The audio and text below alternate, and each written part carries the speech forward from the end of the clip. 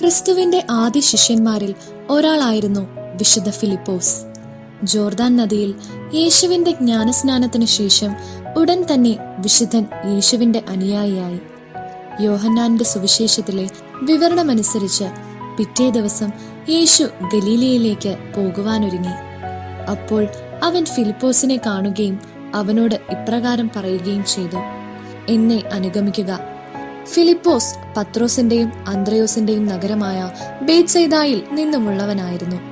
ഫിലിപ്പോസ് നഥാനിയേലിനെ കണ്ട് അവനോട് പറഞ്ഞു, മോശയുടെ നിയമപുസ്തകത്തിലും പ്രവാചക ഗ്രന്ഥങ്ങളിലും ആരെപ്പറ്റി എഴുതിയിരിക്കുന്നുവോ ഞങ്ങൾ അവനെ കണ്ടു, നസ്രത്തിലെ ജോസഫിന്റെ മകനായ യേശുവിനെ.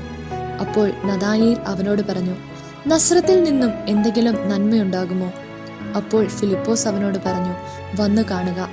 വിശുദ്ധ ഫിലിപ്പോസിനെ പറ്റി ഇത്രയും വിവരങ്ങളെ ലഭ്യമുള്ളൂ.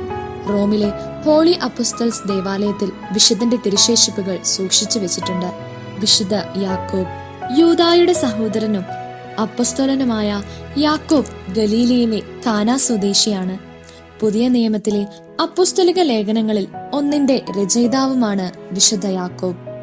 ഉത്തിതനായ യേശുവിനെ കാണുവാൻ ഭാഗ്യം ലഭിച്ചവരിൽ ഒരാൾ കൂടിയാണ് വിശുദ്ധ യാക്കോബ്. അപ്പോസ്തലന്മാർ 4 പാടും ചിതറിയോടിയപ്പോൾ വിശുദ്ധ യാക്കോബ് ജെറുസലേമിലെ മിത്രാനായി അഭിഷിക്തനായി.